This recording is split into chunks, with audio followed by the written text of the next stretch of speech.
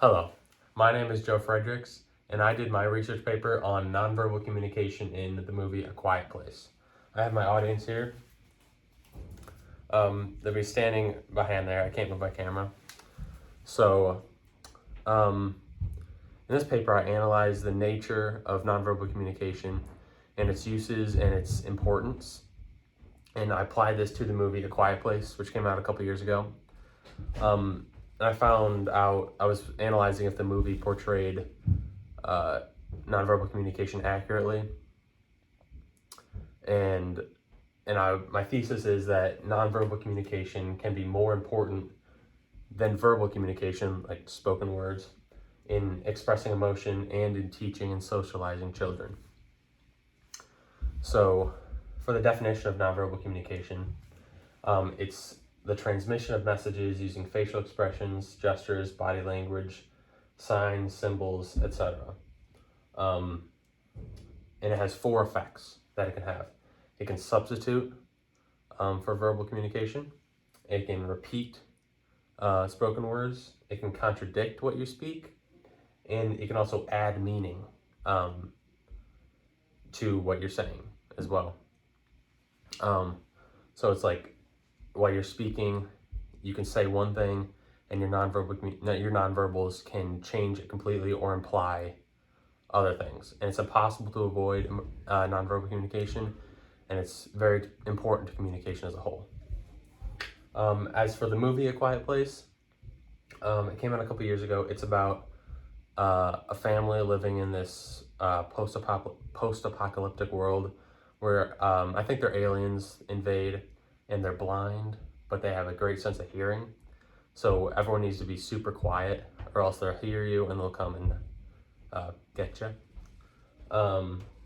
So I think we follow them a year in, and they've like soundproofed their whole way of life. All their paths are covered in sand. They don't wear shoes. And early on in the movie, one of their children gets killed. So they have two children for most of the movie, but the wife is pregnant, so they have a third eventually. But it's all about their life and how they interact with each other and how they're surviving in this world. And they need to use, since they can't talk because that would make sound and alert the monsters, they need to use nonverbal communication to communicate and to relate to each other. So I analyzed how nonverbal communication was used in this movie to show that it can be more important than verbal communication, and how important it is to teaching and socializing their children, because they have two relatively young children.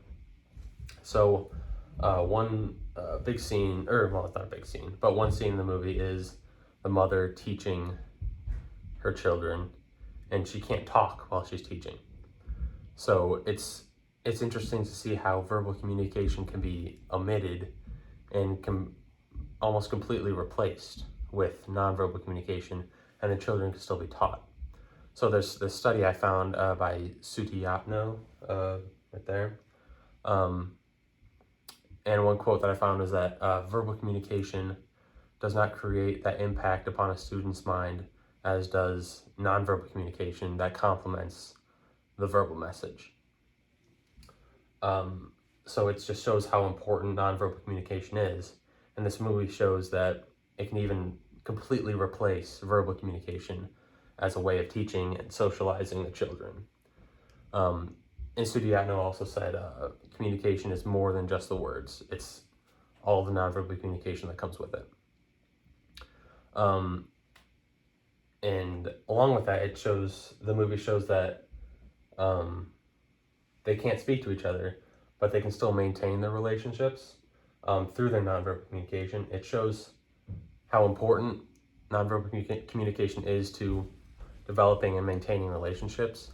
And this movie shows that they can be close with each other through just nonverbal communication, completely lacking the verbal communication.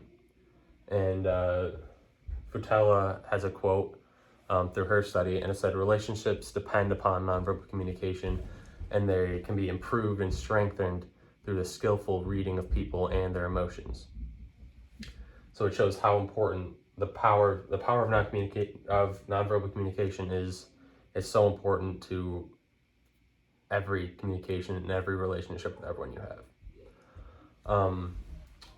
So in conclusion, through my analysis of these studies from Frutella Studiatno and Amy G. Halberstadt, and